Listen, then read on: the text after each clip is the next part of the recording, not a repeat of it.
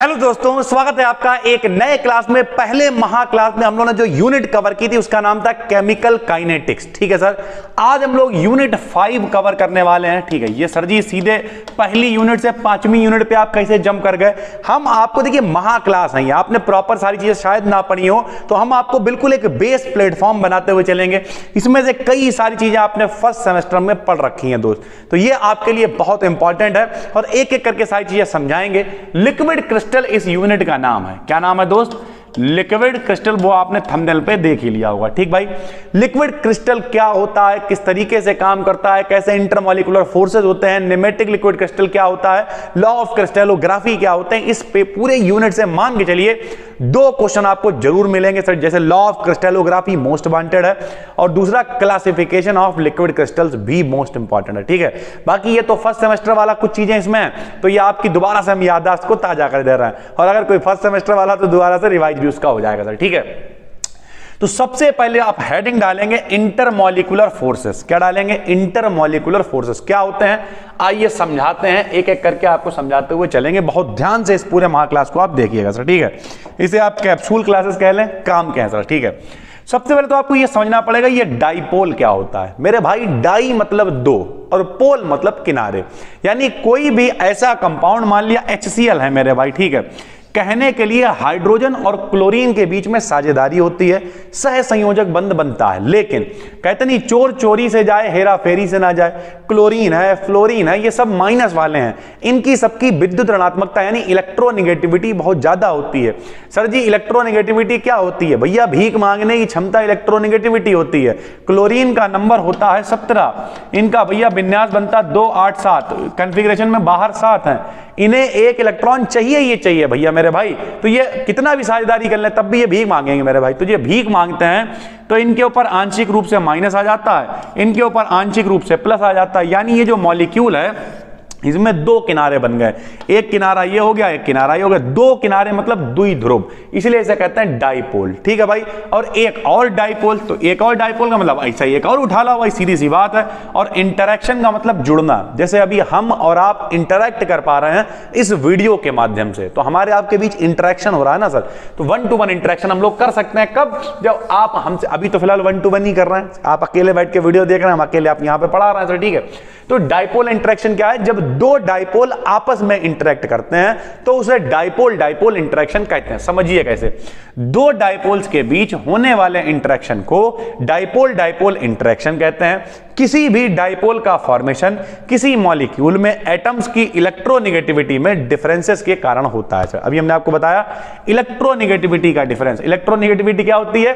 भीख मांगने की क्षमता, विद्युत ऋणात्मकता की इलेक्ट्रॉन हमें चाहिए है मेरे भाई, तो ये डिफरेंस आएगा। जैसे HCl हमने आपको बताया, तो HCl की इलेक्ट्रोनेगेटिविटी बहुत ज्यादा है तो इनके ऊपर माइनस आ जाएगा, इनकी कम है तो इनके ऊपर प्लस आ जाएगा, और इस तरीके से ये बन जाएंगे डाइपोल। एक और उठा ला है, मान लीजिए लो, ये भी डाइपोल है, इनका प्लस इनका माइनस एक दूसरे को क्या करेगा? आकर्षित। अबे यार जनरल लॉ है, चारों तरफ देखो, आप देखो चौराहे पे लड़के खड़े होते हैं, लड़कियां जा रही हैं, क्यों?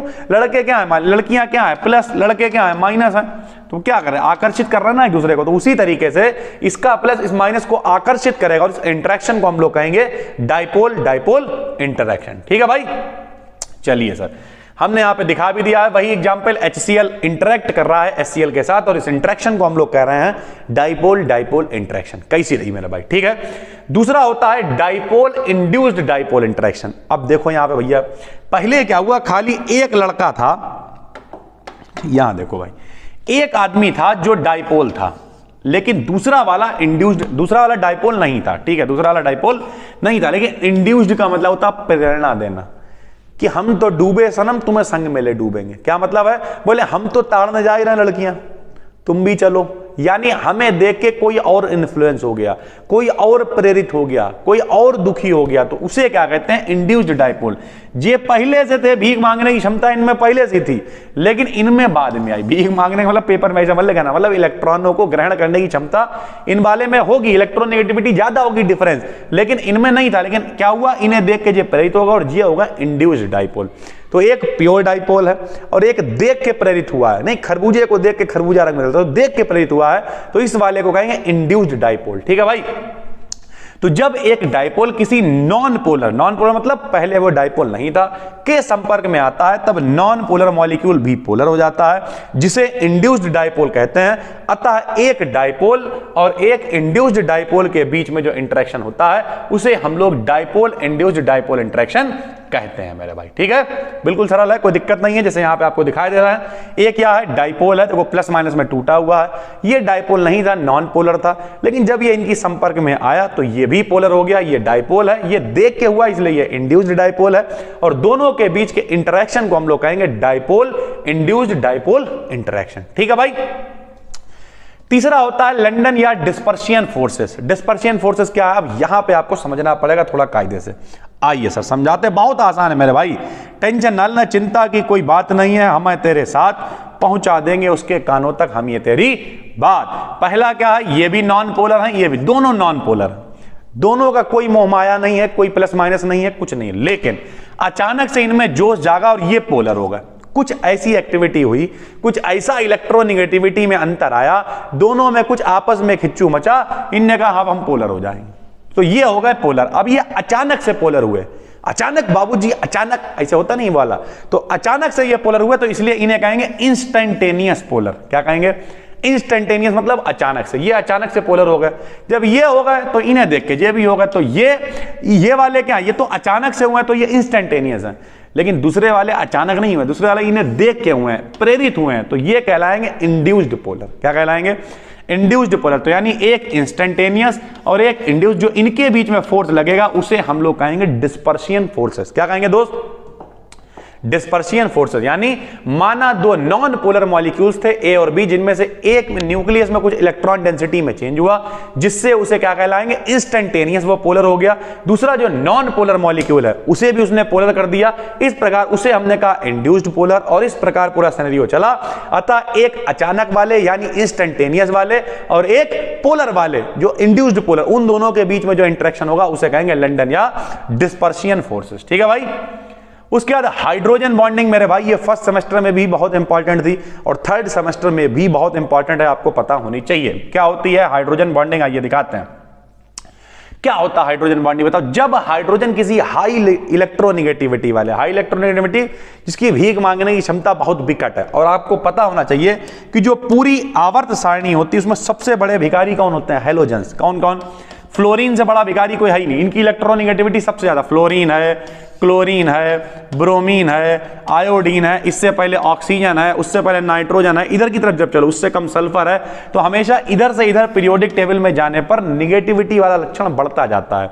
जैसे अगर हम एक मोटा मोटा अंदाजा बताएं तो आवर्त सारणी कैसे चलती है, sodium, magnesium, aluminium, silicon, phosphorus, sulphur, chlorine, ऐसे चलता है। तो ये सब प्लस वाले लोग हैं, ये सब प्लस वाले, लेकिन उधर जब जाओगे तो ये माइनस वाले लोग हैं सर। ठीक है, तो उधर जाने पर भिखारीपना बढ़ता है, इधर आने पर अमीरी बढ़ती है सर। ठीक है, तो इसका मतलब क्या है, जब हाइड्रोजन भिखारियों के संपर्क में आता है, क्या मतलब सर जी क्या बता रहे हैं आप, जब हाइड्रोजन किसी हाई इलेक्ट्रोनिगेटिविटी वाले, हाई इलेक्ट्रोनिगेटिविटी मतलब भीख मांगने की क्षमता बहुत स्ट्रांग है, वाले के एलिमेंट के संपर्क में आता है, तब इनके बीच का बॉन्ड पोलर हो जाता है। बॉन्ड पोलर होगा तो अट्रैक्शन होगा भाई। कैसे, मान लिया ये HF है, ठीक है, अब इनकी इलेक्ट्रोनिगेटिविटी बहुत विकट है तो इनके ऊपर क्या आ गया, माइनस, इनकी थोड़ी कम है तो इनके ऊपर क्या आ गया, प्लस। अब ये बॉन्ड हो जाएगा पोलर, पोलर का मतलब एक के ऊपर प्लस एक के ऊपर माइनस।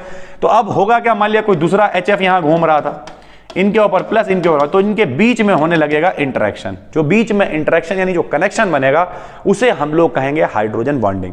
हाइड्रोजन बॉन्डिंग दो प्रकार से हो सकती है मेरे भाई, जैसे यहां देखिए हाइड्रोजन और ऑक्सीजन के बीच में है, यहां हाइड्रोजन और नाइट्रोजन के बीच में है, इस तरीके से होता है। दो प्रकार की हाइड्रोजन बॉन्डिंग मेरे भाई होती है।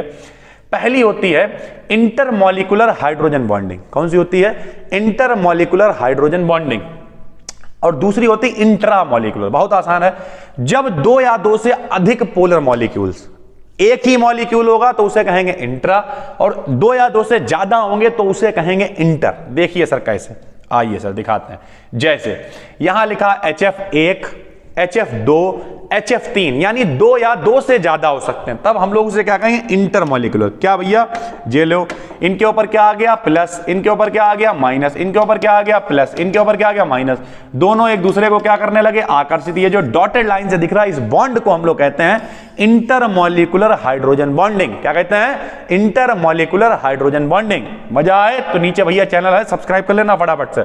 इस सेशन के खत्म होते होते जो है कम से कम, मतलब ये पूरा जो सेशन चल रहा है कम से कम 2 लाख सब्सक्राइबर तो करना है ना हम लोगों को। और उसके बाद क्या इसी तरीके से और दिखाया हमने, देखो भैया आराम से समझो यार, कोई जल्दीबाजी नहीं है, एक ही क्लास देख रहे हो वो तो आराम से देखो। ये है पानी मेरे भाई, क्या है पानी, पानी का मतलब H2O, बच्चा बच्चा जानता है कि ये H2O यानी पानी है मेरे भाई। O के ऊपर आंशिक रूप से माइनस, ठीक है, H के ऊपर आंशिक रूप से प्लस, जो दो ये भी पानी है देखो H2O, बल्कि पानी का, ये तो C2H5OH, इसका मतलब ये दारू है।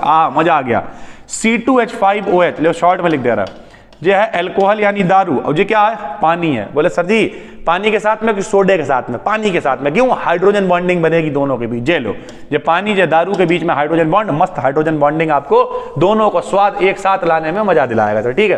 तो इस तरीके से आगे फिर पानी है फिर हाइड्रोजन, इस तरीके से जुड़ सकते हैं। तो यानी एक से ज्यादा, देखो 1 2 इस तरीके से, जब 2 से ज्यादा मॉलिक्यूल्स होते हैं तो उसे कहते हैं इंटरमॉलिक्यूलर हाइड्रोजन बॉन्डिंग, ठीक है भाई। उसके बाद होती है इंट्रामॉलिक्यूलर। इंट्रामॉलिक्यूलर क्या होती है, एक ही होगा और उस एक ही अणु के बीच में जो है ये बॉन्डिंग चलेगी। देखो भाई कैसे, बिल्कुल आसानी से समझो यार।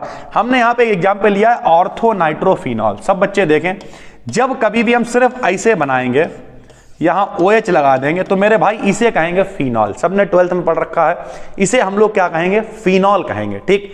अब ध्यान से सुनिए, इस वाली पोजीशन को कहते हैं ortho Meta para, ortho Meta para, ortho Meta para. सीखो ये वाली पोजीशन क्या है, ऑर्थो मेटा पैरा। ये जनरल कंडीशन बता रहे हैं हम आपको।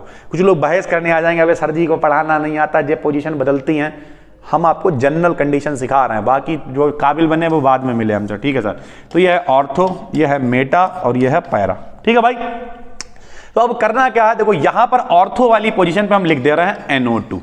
क्या लिख दे रहे हैं मेरे भाई, NO2 लिख दे रहा है। NO2 का मतलब होता है नाइट्रो। अगर हम इसे खोल के लिखें फार्मूले को तो ये ऐसे लिखा जाता है, नाइट्रोजन एक ऑक्सीजन के साथ डबल बॉन्ड बनाता है और एक को उधार देता है यानी उप सह संयोजक बंध बनाता है, यानी जिसे हम लोग कोऑर्डिनेशन बॉन्ड कहते हैं सर, ठीक है। और एक को डबल बॉन्ड का मतलब कोवैलेंट वाला बॉन्ड।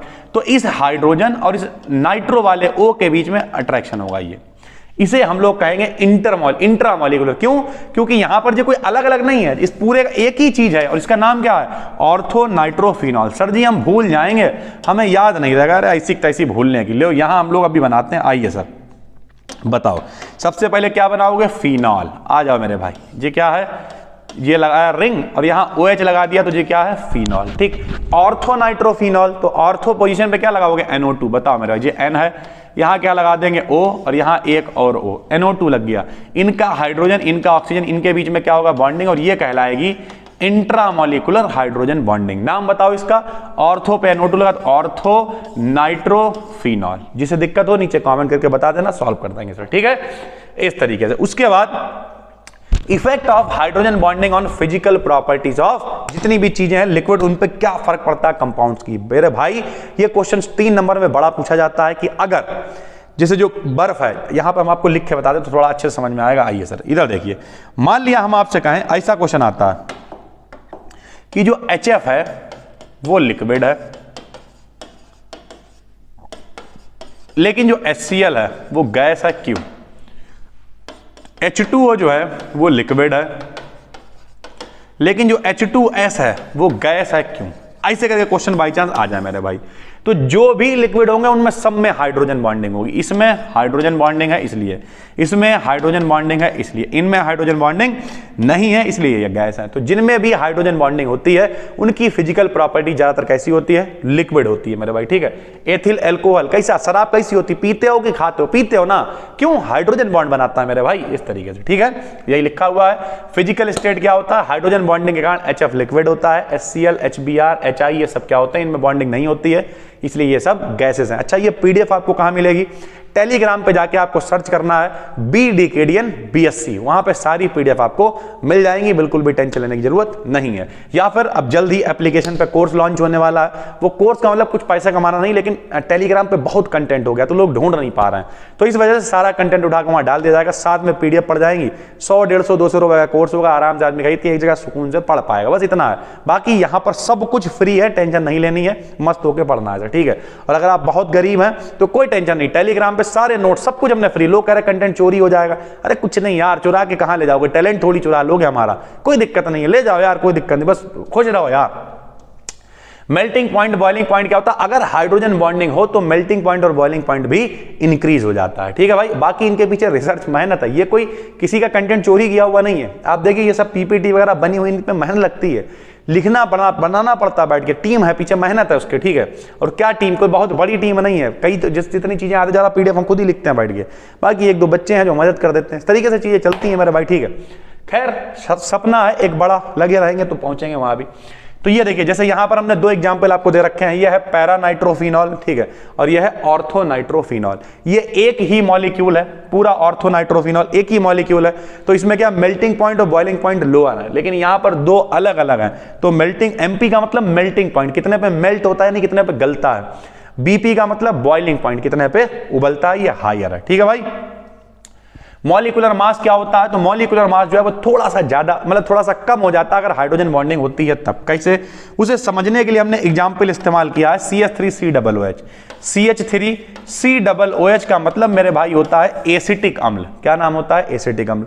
एसिटिक अम्ल का अणुभार होता है 60, तो जाहिर सी बात जब 2 मिलेंगे तो 2 का 120 होना चाहिए, लेकिन जब 2 मिलते हैं, हमने कई बार आपको बताया कि जब मान लिया एक मेरे पास 1 करोड़ और किसी लड़की के पास 1 करोड़, लेकिन अगर हम लोग बारात करें तो हम लोग 2 करोड़ के मालिक नहीं रह जाएंगे। क्यों, अबे बारात में भी तो खर्चा होगा, करोड़पति होंगे तो लुटाएंगे, थोड़ी मौज भी तो लेंगे, तो वो ना जब 2 लोग मिलते हैं खर्चा होता है, सारी चीजें होती हैं, तो इस वजह से जब ये दोनों मिलते हैं तो कुछ मास जो है वो एनर्जी के रूप में कन्वर्ट हो जाता है, इस वजह से कुछ मास जो है वो कम हो जाता है, इसलिए लिखा हुआ जिससे मॉलिक्यूलर मास 120 से कम हो जाता है, ठीक है भाई। तो ये भी हाइड्रोजन बॉन्डिंग इसके पीछे एक कारण है, ठीक भाई। सॉल्युबिलिटी की बात करें तो जो सॉल्युबिलिटी है वो बढ़ जाती है, जैसे हमने आपको बताया दारू और पानी आपस में मिल जाते हैं, मस्त पियो बैठ के वो हाइड्रोजन बॉन्डिंग को धन्यवाद दो, ठीक है भाई। वॉल्यूम ऑफ आइस, जो बर्फ का आयतन है वो बढ़ जाता है, कैसे बढ़ता है वो हम आपको समझाते हैं। आपने देखा होगा कभी कभी 20 रुपए का बर्फ लेके आओ, बड़ा मिलता है, वाटर कूलर में रख के भूल जाओ, इतना सा पानी रह जाता है वाटर कूलर में। क्यों, क्योंकि जो बर्फ है, बर्फ का फार्मूला बेसिकली क्या है, H2O है मेरे भाई, ये तो है बर्फ। ऐसे एक और H2O लिख लो, यही तो बर्फ के टुकड़े हैं भाई। तो इसके ये देखो हाइड्रोजन और ऑक्सीजन के बीच, हाइड्रोजन और ऑक्सीजन, एक और लिख लेते हैं चलो, हाइड्रोजन और ऑक्सीजन में हाइड्रोजन बॉन्ड बनेगा इस तरीके से। तो जो बीच में जो जगह आएगी इसमें एयर आ जाएगी, एयर गैप्स आ जाती है, इससे बीच में हवा आ जाती है मॉलिक्यूल्स के बीच में, जिस वजह से क्या होता है, जिस वजह से जो वॉल्यूम है वो बढ़ जाता है। लगेगा कि बर्फ बहुत बड़ा, पिघलने के बाद हवा सब निकल जाएगी और उसके बाद खेल खत्म हो जाएगा और बहुत कम पानी आपको मिलेगा सर, ठीक है। तो वॉल्यूम ऑफ आइस बढ़ जाता है हाइड्रोजन बॉन्डिंग के कारण। फिर वॉन डेर वाल्स फोर्सेस क्या होते हैं, ये एक वीक फोर्सेस होते हैं, वीक इंटरेक्शन फोर्सेस होते हैं जो आपस में जुड़ते हैं, मॉलिक्यूल्स को जोड़े रहते हैं। किसी कोवैलेंट मॉलिक्यूल, कोवैलेंट समझते हो साझेदारी वाला, में डिफरेंट एटम्स कोवैलेंट बॉन्ड से जुड़े रहते हैं, जिनके बीच में van der Waals forces act करते हैं।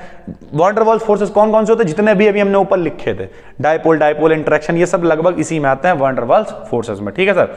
यहाँ पे यही लिख दिया आपने, ठीक है, ये सारे काहे में आते हैं, वॉन डेर वाल्स फोर्सेस में आते हैं, ठीक है भाई।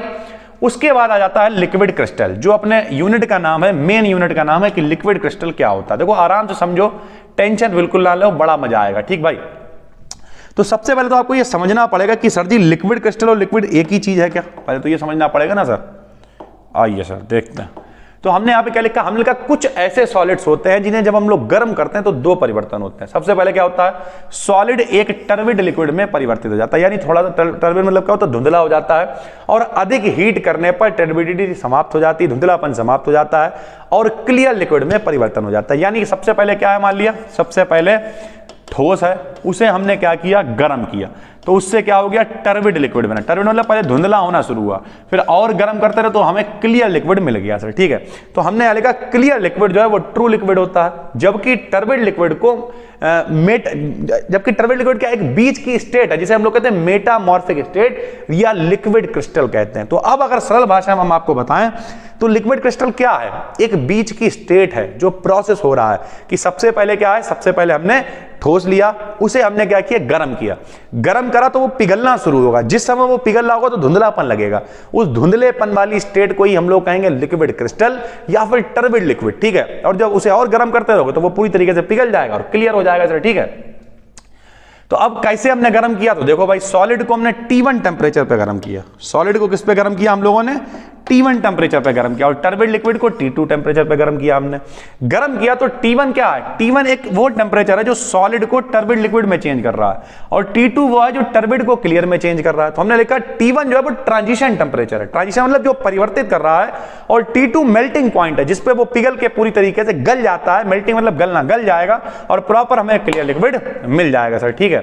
फिर pressure temperature curve for following transition, इसके लिए प्रेशर टेम्परेचर एक अब ये भी हो सकता है, सबसे पहले सॉलिड है, सॉलिड से लिक्विड क्रिस्टल यानी धुंधलापन बनेगा, लिक्विड क्रिस्टल से ट्रू लिक्विड आएगा, और ट्रू लिक्विड से फिर भाप भी तो बनेगी अगर और गर्म करोगे तो ये 4 स्टेप में आ गया। तो ये इस तरीके का पूरा कर्व बनेगा, इसे हम लोग समझते हैं इस ग्राफ को कैसे बना। आइए देखिए सर, सबसे पहले यहां पे थे हम, ठीक है सर, यहां से हमने क्या, यहां से यहां तक ये ठोस है, अब हम गर्म कर रहे हैं, गर्म करने के बाद क्या किया, गर्म किया तो यहां जब यहां तक पहुंचा तो इसे कहेंगे ये लिक्विड क्रिस्टल में कन्वर्ट हो गया, यानी यहां तक धुंधला हो गया, धुंधला होने और गर्म करते रहे तो यहां तक क्लियर हो गया, और क्लियर होने के बाद जो बाद की स्टेट होगी वो सब वेपर होगी सर, ठीक है। तो इस तरीके का इसका ग्राफ बनेगा, हमने यहाँ पे लिखा भी है, AB सॉलिड स्टेट है, BC लिक्विड क्रिस्टल है, CD ट्रू लिक्विड है, और उसके बाद जो कुछ बचा हुआ वो सब क्या है, भाप है भाई, ठीक है।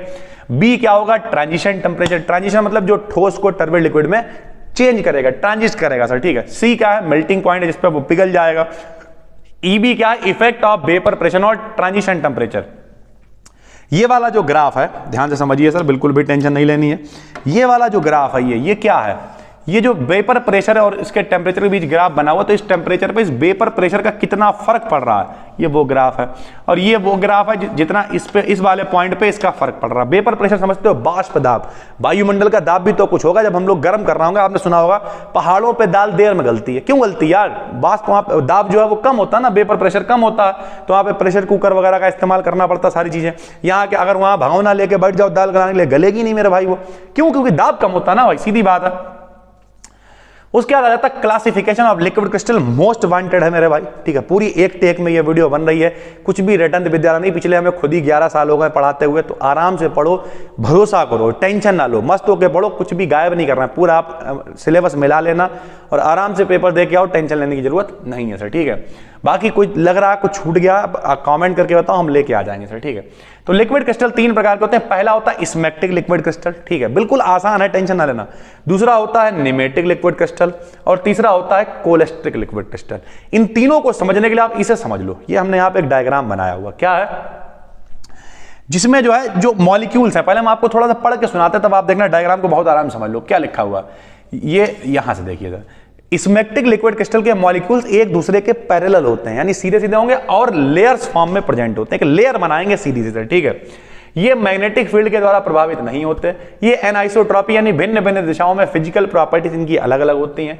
ये सॉलिड के समान एक्सरे डिफ्रैक्शन पैटर्न को फॉलो करते हैं और एक ही दिशा में पैटर्न मिलता है। ये भी लेयर को फॉलो करेंगे लेकिन लेयर अरेंज्ड नहीं होगी, ठीक है। और ये वाले तो अंधाधुंध होंगे, कुछ होगा ही नहीं, समझ लो। देखो जैसे ये देखिए, इसे अगर आप आराम से समझें, आइए सर, देखो ये सब क्या है, पैरेलल है लेकिन अरेंज हैं, सब एक लाइन में है सर, ये ऐसे करके दिख रहे हैं सर, ठीक है। ये वाले भी पैरेलल है लेकिन ऊपर नीचे कहीं भी, ऊपर नीचे कहीं भी, तो ये हैं पैरेलल लेकिन अरेंज नहीं है। और ये वाले तो भैया ट्रू लिक्विड है, इनके मॉलिक्यूल अंधाधुंध गति करेंगे, अबे बिलियन है मेरे भाई, वो तो अंधाधुंध गति करेगा, उससे मतलब ही नहीं। और सॉलिड क्या होगा, जाहिर सी बात है, जो एक सॉलिड वाली फॉर्म होगी स्मेक्टिक लिक्विड वाला, वो प्रॉपर अरेंज्ड होगा सर, ठीक है। तो इस तरीके के 3 लिक्विड क्रिस्टल होते हैं। क्रिस्टल के जो प्रकार हैं बहुत पूछे जाते हैं सर, ठीक है। एग्जांपल्स हमने लिख दिया इसके, ethyl para azoxy benzoate, ethyl para azoxy cinnamate, इस तरीके के हैं सर, ठीक है। निमेक्टिक में पैरा एजॉक्सी एनिसॉल है सर, ठीक है। इस तरीके के कुछ एग्जाम्पल यहाँ लिख के, जरूरी नहीं आप इतने ही पढ़ें, एक एक एग्जाम्पल भी पढ़ लोगे काम चल जाएगा भाई, ठीक है। लगाम इसलिए देते ताकि आप ये ना कहो कि सर जी जो है कि यूट्यूब पे पढ़ा रहे हैं तो सर जी ने गायब कर दिया। अबे सर जी खाली यूट्यूब पे ही पढ़ा रहे हैं, एप्लीकेशन 6 महीने की बनी पड़ी है, अभी उस पर कोई काम नहीं हुआ, लेकिन आपके एग्जाम हो जाए बाकी कर लेंगे यार फिर आराम से। कोलेस्ट्रिक लिक्विड क्रिस्टल क्या है, इसका भी हमने एक एग्जाम्पल लिख दिया, बाकी तो ऊपर लिखा हुआ सारे एग्जाम्पल हमने लिख दिए हैं सर, ठीक है। फिर आती है सॉर्म थ्योरी। सरल भाषा में कहते हैं सॉर्म का मतलब होता है एक तरीके से कह लो यार, इसे आप ऐसे याद रखो पैकेट की तरह, पैकेट की तरह याद रखो। देखो बोस ने लिक्विड क्रिस्टल की टर्बिडिटी को एक्सप्लेन करने के लिए सॉर्म थ्योरी प्रपोज की। उन्होंने क्या कहा, लिक्विड क्रिस्टल का फॉर्मेशन लॉन्ग चेन मॉलिक्यूल्स के द्वारा होता है, अतः ये फ्रीली रोटेट नहीं होते।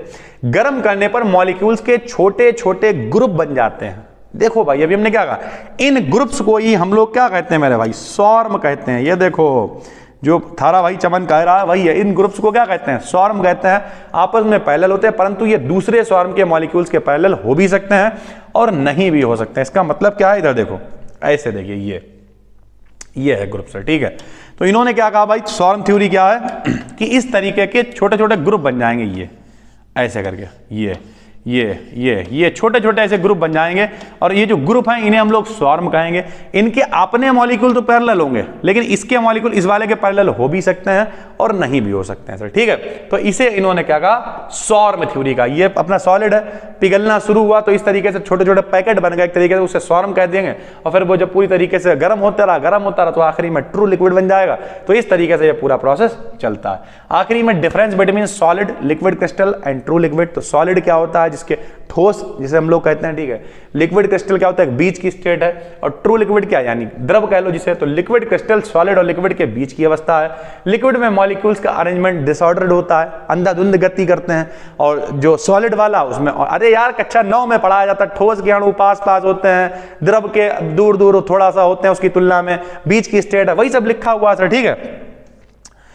मरकरी और जितनी भी इस तरीके की मेटल्स होती हैं गलित अवस्था वाली, के अन्य सभी भी लिक्विड ट्रांसपेरेंट होते हैं, यानी इस तरीके की कुछ धातुएं वो कैसी होती हैं, ट्रांसपेरेंट होती हैं। लिक्विड क्रिस्टल जो है वो अर्ध पारदर्शक होते हैं, अर्ध पारदर्शक मतलब ट्रांसलूसेंट, ठीक है भाई। उसके बाद ट्रू लिक्विड जो है आइसोट्रॉपी शो करते हैं, जबकि लिक्विड क्रिस्टल आइसोट्रॉपी नहीं शो करते हैं। एनाइसोट्रॉपी क्या होता है वो हम आपको ऊपर बता चुके हैं सर, ठीक है, कि एक डिफरेंट डायरेक्शन में अलग अलग तरीके से फिजिकल प्रॉपर्टीज को शो करना, ठीक है भाई। आखिरी में आपके लिए आ जाएगा इस यूनिट में थर्मोग्राफी। थर्मोग्राफी क्या होती है, चेंज इन टेम्परेचर के साथ अवस्था में होने वाले परिवर्तन को टेम्परेचर वर्सेस टाइम के ग्राफ से बनाते हैं। ये टाइम है, ये टेम्परेचर, इस जो ग्राफ से हम लोग बना रहे हैं इसी को हम लोग थर्मोग्राफी कहते हैं। यहां से ये सॉलिड है, यहां से यहां तक फिर क्या होगा, बदलना शुरू होगा, ट्रांजिशन स्टेट आएगी, फिर क्या होगा, लिक्विड बन जाएगा, लिक्विड से फिर ये वेपर में कन्वर्ट हो जाएगा सर, ठीक है। तो इस तरीके का ये ग्राफ बना हुआ है, टेम्परेचर और टाइम के बीच में प्रॉपर लिख दिया है। डिस्कशन कैसे करोगे, पहले ए बी सॉलिड था, ए बी क्या था, ये देखिए ए बी क्या है, सॉलिड है। इस तरीके जो ग्राफ बना वही लिख दिया है। बी क्या है, ट्रांजिशन टेम्परेचर है। सी डी क्या होगा, लिक्विड क्रिस्टल होगा, ठीक है, लिक्विड क्रिस्टल है। फिर ई एफ क्या है, लिक्विड है। ऊपर क्या है, वेपर है। इस तरीके से चीजें चलेंगी, यह थर्मोग्राफी से आप देख लेंगे। आखिरी में 7 सेगमेंट सेल होता है। लिक्विड क्रिस्टल्स का प्रयोग इलेक्ट्रॉनिक डिस्प्ले डिवाइसेस में होता है। फॉर एग्जांपल इनका प्रयोग गैस, लिक्विड, जितनी भी इस तरीके की चीजें होती हैं इनमें सब में होता है। ये उतना इंपॉर्टेंट नहीं है, चाहे तो आप पढ़ लें। जब एक विशेष इलेक्ट्रोड सेगमेंट को एनर्जी देते हैं तो लिक्विड क्रिस्टल मॉलिक्यूल्स का ओरिएंटेशन चेंज होने लगता है, जिससे सब्सटेंस धुंधला हो जाता है। उचित सेगमेंट को एक्टिवेट करा के डिफरेंट लेक्चर्स एंड सिंबल्स बनाए जाते हैं।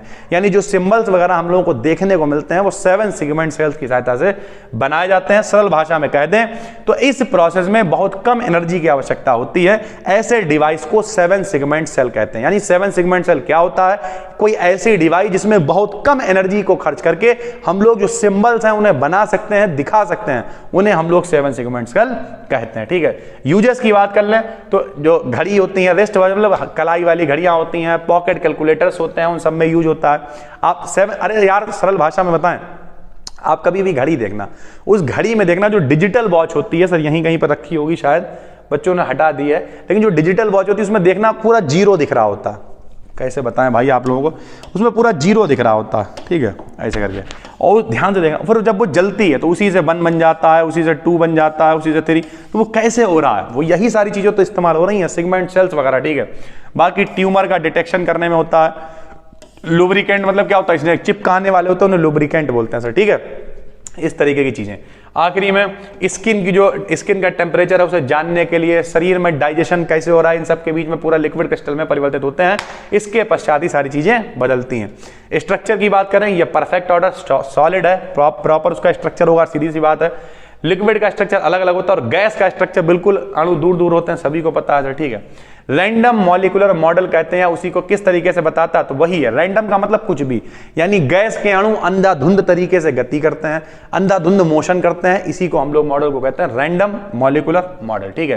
क्वाजी क्रिस्टलाइन मॉडल क्या होता है, ये भी क्वाजी क्रिस्टलाइन मॉडल के लिक्विड से रिलेटेड बताया गया। लिक्विड निम्न प्रॉपर्टीज में सॉलिड से समानता दिखाता है। क्वाजी क्रिस्टलाइन क्या है, जैसे ठोस को दबा नहीं सकते हो, वैसे लिक्विड को भी आप दबा नहीं सकते हो, कैसे दबाओगे, निकल जाएगा सर, ठीक है। तो ये कंप्रेस नहीं होता, ये कॉम्पैक्ट नहीं होता। जब एक सॉलिड मेल्ट करता है तो वॉल्यूम 10% बढ़ता है, तो लिक्विड एक मॉडिफाइड सॉलिड है सर, ठीक है। थोड़ा इन्होंने बताया रैंडम पैकिंग मॉडल है सर, ठीक है, कि कुछ लोगों ने बताया कि इस पैकिंग का कारण एक 13 फेज्ड पॉलीगोनल ज्योमेट्री बनती, इस तरीके की ज्योमेट्री बनती है जिसकी पैकिंग जो है अट्रैक्टिव फोर्सेस की तुलना में रिपल्सिव फोर्सेस प्रभावी होते हैं, इस तरीके का पूरा बनता है। तो इस तरीके से इन्होंने कई लिक्विड के लिए मॉडल दिएगा जो यहां पे लिख दिए हैं।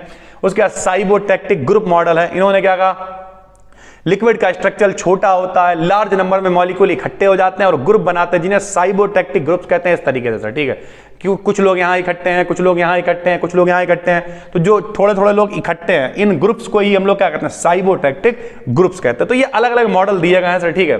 तो इस तरीके का ये पूरी यूनिट आपकी लिक्विड क्रिस्टल है। उम्मीद करते हैं आपको समझ में आ गई होगी डिटेल में। नए हैं तो चैनल को सब्सक्राइब जरूर कर लीजिए, ठीक है। और बाकी टेलीग्राम पे BDCAD in BSc सर्च कर लीजिए, वहां पर इसकी PDF हम डाल देंगे। बाकी जिस नाम से चैनल है उसी नाम से एप्लीकेशन है, जल्द ही वहां पर कोर्सेज आ जाएंगे जो बहुत ही कम रेट में होंगे, सारी PDF सारी वीडियोस वहां पे इकट्ठी मिल जाया करेंगी, ताकि जो बच्चों को दिक्कत होती है वो एक जगह पे ढूंढ पाए। बस दोस्तों, नए हैं तो चैनल को सब्सक्राइब जरूर करिए। फिर मिलते हैं, और टेंशन मत लेना भाई, थर्ड पार्ट भी जल्द लेके आते हैं। तब तक के लिए धन्यवाद।